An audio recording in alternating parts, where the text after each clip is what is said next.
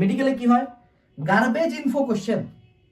মেডিকেলে একটা কোশ্চেন আসছিল, সেই কোশ্চেনটা কি যে নিচের কোন পিপিএম এর মানটা 1.1 to 2 পিপিএম হইলে পানিটা কেমন, ভালো, মোটামুটি ভালো, খুব ভালো, খুব খারাপ। সোডিয়ামের বর্ণালীতে কোন রঙের রেখাটা দেখা যায় না।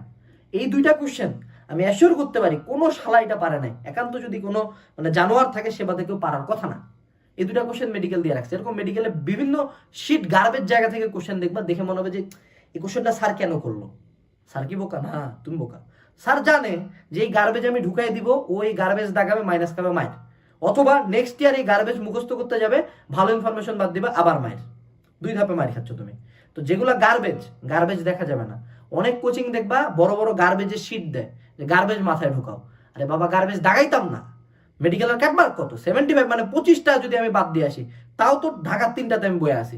25টা দাগাবই না, 25টা, তাও তো ঢাকার 3টা আসে যায়।